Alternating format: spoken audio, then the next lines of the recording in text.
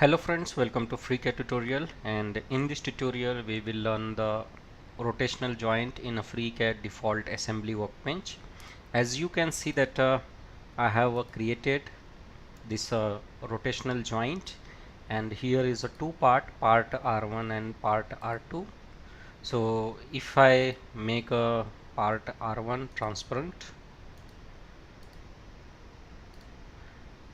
we can see that here this top part is inserted in the hole of the bottom plate. So this is a very simple and short tutorial to create a rotational joint in FreeCAD. So I will close this file and create a new file. If you like my method of teaching, then you can support me on ko-fi.com. You can buy me a cup of coffee. Your small support will help these channels to grow, and it will motivate me to create more awesome content on FreeCAD. You can find my ko-fi donation link in video descriptions as well as in pin comments, or you can visit ko-fi.com/Mechnexus. So keep supporting, and I thanks to all my supporters, those who have donated me, and their small donations helps me a lot to keep this channel alive. So keep supporting my work if I am adding value to your knowledge. So let's come back to our tutorial. Here I have created a new file and activated the default assembly workbench. First I will insert the container and go to the insert component, and I will insert my first part. So my first part is a part R1. I will insert it, and there is a body inside the part R1. I will click on the body. So here the current document must be saved, so we will save it. I have already created its rotational joint assembly, so I will make it a revision R1 and save it. And here you can see that our first part is inserted. I will say OK, and I will switch to the isometric view, and here I will rename my part R1, and now I will insert my second part. Click on open file, and here I will select part R2 and select the body of part R2.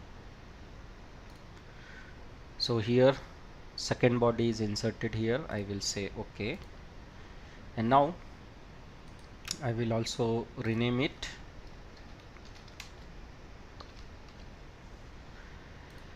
And now I will rebuild my assembly,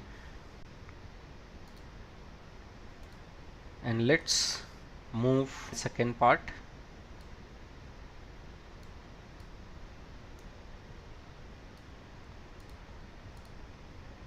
Now here if we see that tools are inactive because we have not activated our assembly, and now we will insert this surface to this hole. So for this we will click on the rotational joint, and we will select this face and select this face. So you can see that our part is got inserted here, but this is inserted from the bottom side. If I wanted to insert it from the top, all I have to click on this flip options. Now I will say OK. Now let's see what we can do with this rotational joint. So here you will see the option of offset. So here if I wanted to give the offset, I can increase the distance. In the case I wanted to insert some spacer here, so I can provide here the offset.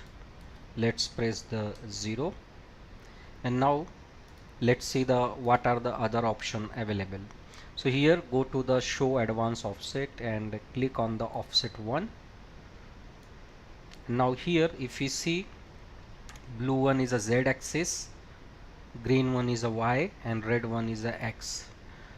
So for example, if I wanted to give the offset, I can also give it from here, Z by 10 mm.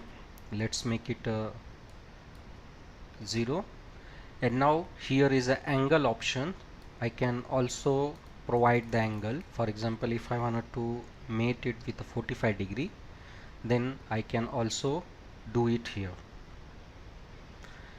So this is how we can do the more assembly constraint customization with advanced offset.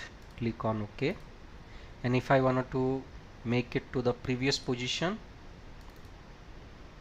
again go to the show advanced offset, go to the offset 1 and make this angle 0 and say OK. So this is the very small tutorial how to use the rotational joint in FreeCAD.